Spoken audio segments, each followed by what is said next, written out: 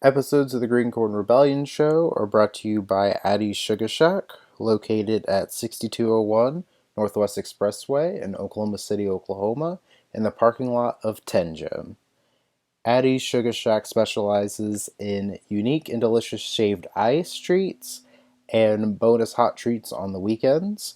Come by Monday through Friday at 3 p.m. through 9 p.m., Saturday from noon to 7 p.m., and Sunday noon through 5 p.m. Get your cold sugar fix today. Well, hello. This is the Green Corn Rebellion Show, and today I am here with Geoff Saavedra of the band The Ray Gun Girls. How are you doing today? Hey, Greg. Alrighty. Doing That's good. good. That's good. So first question I have here is where are you from and where did you grow up at? Born in New York. Lived in New York, let's see, about 43 years. Just spent about 2 or 3 years in Connecticut, and that's about it. But pretty much just New York. New York. That's cool. All right. So what it made you get into music? What influenced you getting into music? That's a tough question to answer every time. I guess, well, I have a picture of me when I was maybe like 1 year old with a bass guitar on my lap. So maybe it was then. But my mom gave me an acoustic guitar when I was about 12, and I started taking lessons at that point. I don't know. I grew up around music, so I just love music. Um, I lived in a house with my grandmother and my two uncles, and they had a huge record collection. And so I would listen to that growing up. Everything from David Bowie, Talking Heads, Ramones, Sex Pistols, Black Sabbath, Queen, tons of music that I would just listen to over and over again. They were big. They were really big into music, so that's what the exposure that I got back in the '80s. All right, that's cool. Um, and what made you start the band and why did you choose that name? Well, in 2000, in about 2003, I was in a heavy metal band with a friend of mine. Wait, was it? There's so many crossover bands at that point. Was it the heavy metal band or the punk band? I don't remember. He and I were in a band together, and we were getting kind of bored. Um, and he and I both loved the same kinds of music. At that point, it was a lot of industrial music, so Ministry, Nine Inch Nails, um, and we wanted to do that kind of stuff. And he really wanted to get into making computer music, so it worked out well. So we started recording stuff, and it was really he would put down a beat or some synth chords that he had figured out, and I would try to put some guitar over.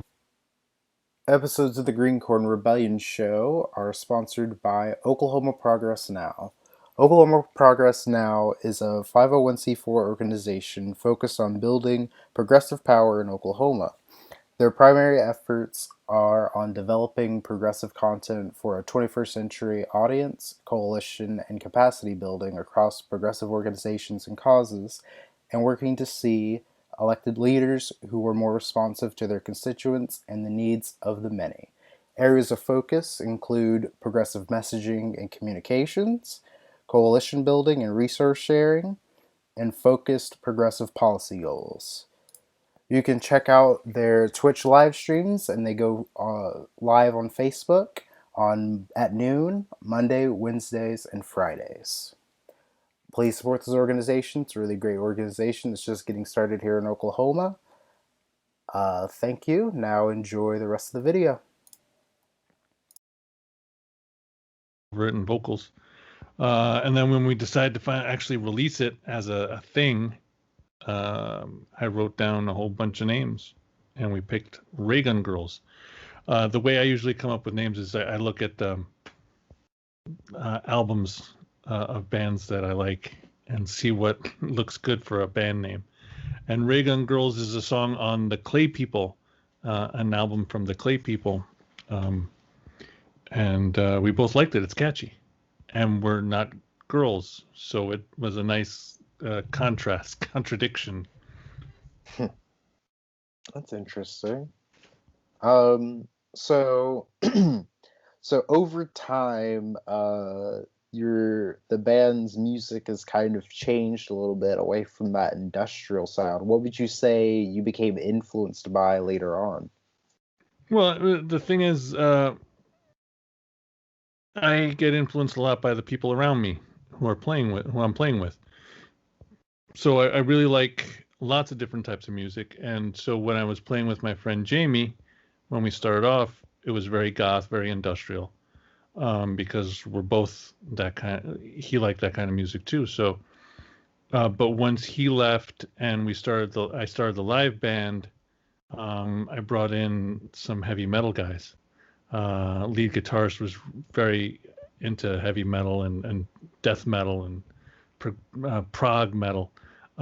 So he brought that aspect to it. So it got a little more metal at that point. Um, and then when I had to start doing it on my own because of my surgeries, and so couldn't play live anymore, it was just me. So that really gets influenced by just what I'm listening to. And at the time, right after I had my third surgery and I started recording again in 2010, it was really just because my shoulder was screwed up from the surgery, so I couldn't strum very fast. So it's very much a grunge blues album more than anything. Um, and then after that, started really trying to figure out where I wanted Reagan Girls to go, and I think in the past two albums or so, I really found a spot. So that's it took me about 10 years to figure it out. But I really like where I've landed with this album, especially because it's a lot. To me, it sounds a lot like Killing Joke, and that's one of the goals that I've had for a long time. They're one of my biggest influences. So I'm really happy that I was able to do that. All right, that's cool. Um, and currently, when did you last release an album? Was that earlier this year or late last year? Yeah, so that was earlier this year. Okay. I And are you having any tours planned in the future? Hopefully after the pandemic is over. Well, unfortunately, that's one of the problems that I've had due to my heart surgeries and the condition that I have, Marfan syndrome. I can't do any touring because I can't put that kind of stress on my heart. So it really is just me, just a studio band, just me in front of the computer with my guitars and my keyboard, my vocals. So I might do some streaming type of stuff. I'm trying to figure out how to make that happen. But yeah, that's pretty much it. All right. Um, so next let's talk about politics a little bit. Sure. So so what formed your politics over the time in your life? Well, I grew up in a house, uh, pretty much, I had a single mother and pretty much surrounded by women. So for a little while, my uncles lived in the house that my mom and my grandmother shared, but then they moved out. And it was me, my mom, my grandmother, and eventually my aunt. Um, so I was really surrounded by women most of the time. And I think that had a lot to do with how I feel about women's rights, maybe. Um, uh, and I don't know. I mean, my grandmother was a single mother, um, and she came over to the United States from Ecuador. Had to leave her kids in Ecuador, so she's an immigrant, and she had to start from the bottom and work her way up, and then she was able to bring everybody else over. Um, so she's a very, I guess one would say, liberal-minded woman, a very forward-thinking woman, and she's the matriarch of the family. And I guess a lot of things come from there. My mother also was heavily into Buddhism and just really thinking about the world as a whole rather than just take care of yourself kind of thing. So. Okay. Um, so what do you think about the coronavirus and how it's been handled? Or not being handled, I guess. Oh yeah, not being handled. Well, it's a very simple story. Um, my wife and my youngest daughter just happened to have a trip planned to Ecuador in March, so they had gone to Ecuador a week before everything started to hit the fan, and so it hit while they were there, and Ecuador immediately shut down. They had at every building they had people taking off their shoes, putting their feet, washing their feet to get into the building. They had everybody wearing masks. They had, everybody was isolated immediately. They had spraying everywhere. And this is Ecuador, which is considered a third world country. Mm-hmm. And this is in March. I was able to figure out a way to get them back over here. Otherwise, they would have been there until like the end of April, at least. But I was able to get them over here. And they said, my wife was so surprised that when they got into Florida, well, look, in the airport in Ecuador, they were sprayed. Their hands sanitized at every entrance to every section of the airport. As soon as they got into Florida, nobody cared. Nobody cared about anything. My daughter got motion sickness on the plane from Florida to Albany here in New York. Nobody budged, nobody cared, nobody questioned her throwing up or anything. And that's ridiculous. I just had an interview a few days ago with somebody with a band that's in Argentina. They're still in lockdown. Wow. And they have a date until September 29th, at least. So every other country, other than maybe Britain, which has the same kind of issues that we're having with their politicians, every other country is dealing with this the way it's supposed to be dealt with. You got to have a strong hand to get control of it, so that everybody can start working again. But you can't start working before you get control of it. Otherwise, everybody's going to be dying, and you're going to lose control anyway, and nobody's going to be able to work anyway. It's ridiculous. That's wild. So yeah, it really is crazy that countries that we've considered for many years here in the United States, we've considered third world countries, are doing a much better job than here in the U.S. Yeah, countries that we would have invaded for how we've treated the coronavirus here. Well, I mean, for the past 4 years, there have been a lot of things where we would have invaded other countries for doing. Yeah. Yeah, like it's pretty insane. Absolutely. And what do you think of the presidential race currently? And what do you think the outcome will be? And what would you like for the outcome to be? Well, in 2015 or whenever I don't remember if it was 2015 or 2016 when the last election was. I knew it was pretty obvious to me that Trump was going to win. I didn't want it to happen, but from everybody's reactions at the time and the way everybody was talking, and it was pretty obvious to me. Right now, I have no idea. I think it's going to be insanity either way. I don't like Biden. I wish it was a different person who was running, but I'm going to vote for Biden. And I also wish that he had a different vice president pick, but that's who I'm going to vote for, because just like last time, there's no way in hell I'm voting for Trump, and no way I'm going to vote for a third party candidate. But the thing that I keep telling people to remember is that's not it. It's not just the president.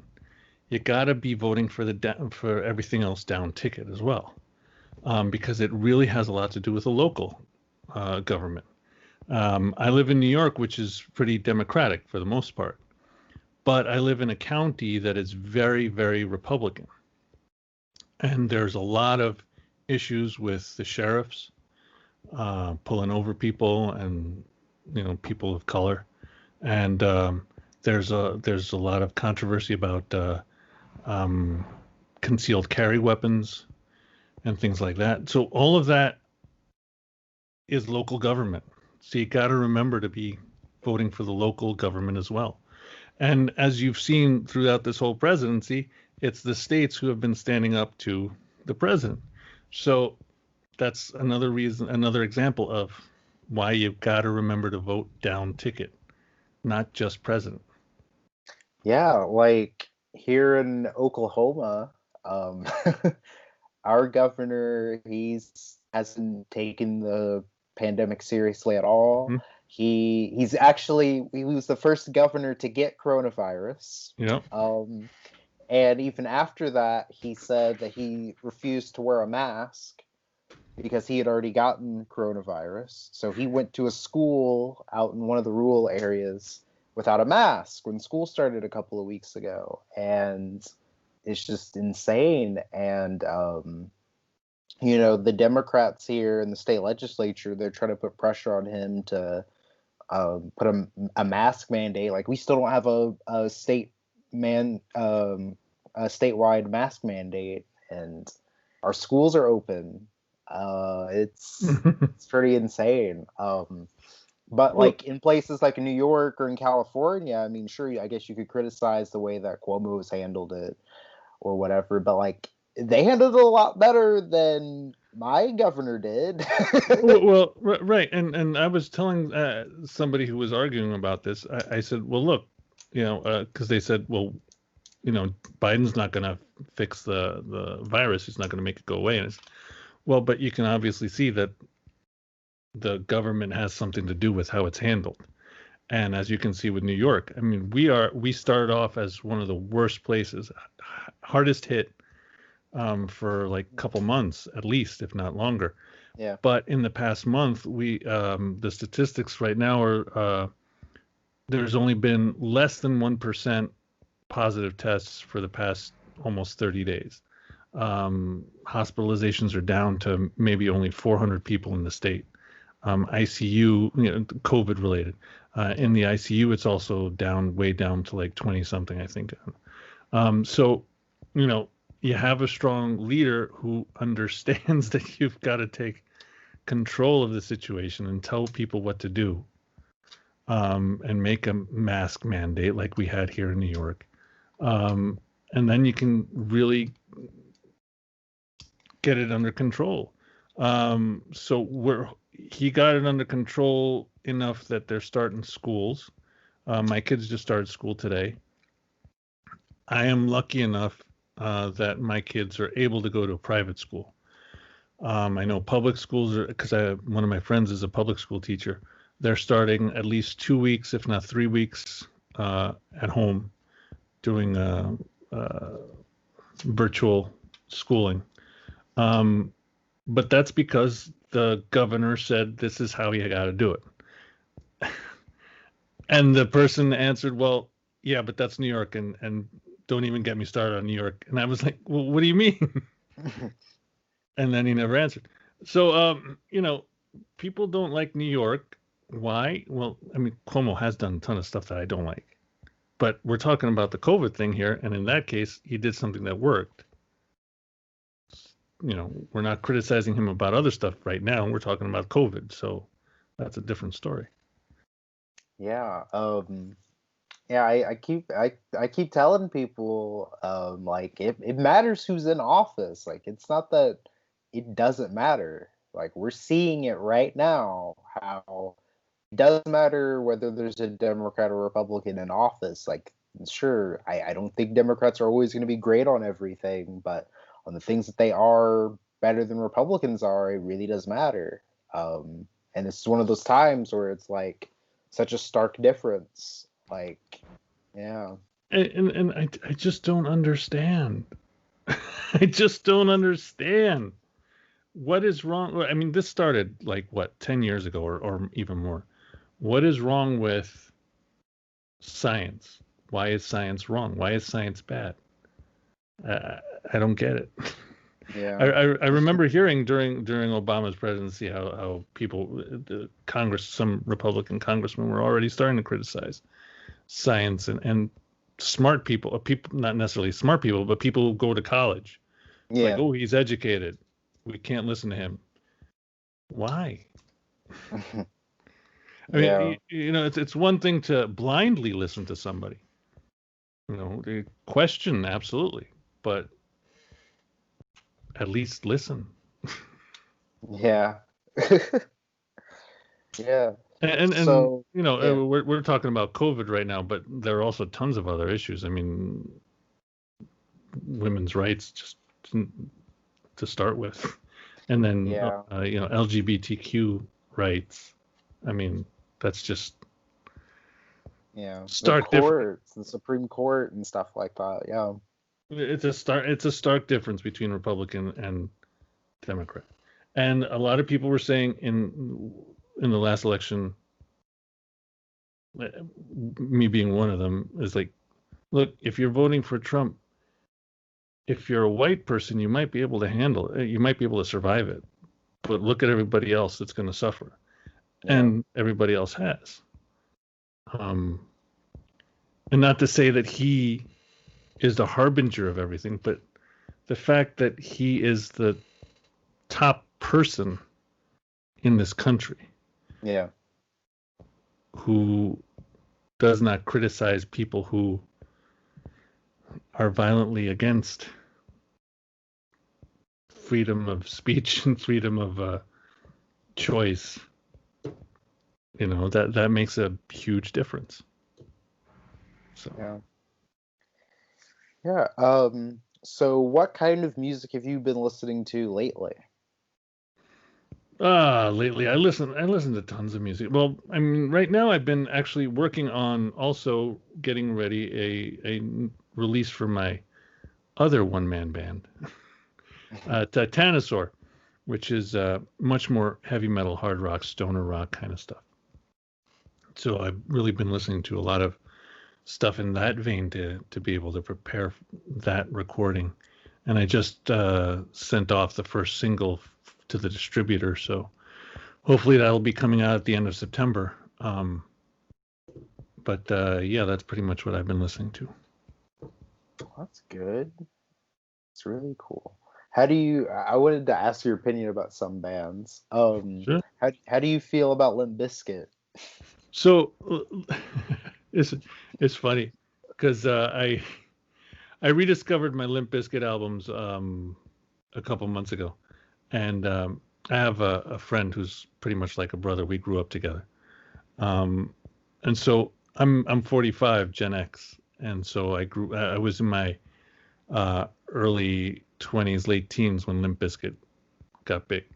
Um, and so I rediscovered. I bought like three of their albums, and I rediscovered them the other day, and I was listening to them again, and I texted my friend. I said, "So, um, can we say that Limp Bizkit has the worst lyrics ever?" I mean, it's the problem is that they're just so well. First of all, he repeats himself quite a lot. I mean, in a lot of the songs, you hear a lot of the same things. Um, does he have a great stage presence? Absolutely. Can he drive a crowd crazy? Definitely. There's no there's no denying that they can put on a show. Music, fantastic. I love the beats, the guitars, the bass. Um, his lyrics, that's where it falls apart for me. So Yeah. that's Limp How do Bizkit you for it. feel? How do you feel about Corn? Corn, I've always liked Corn. I remember when that first album came out and we were listening, we heard it on the radio.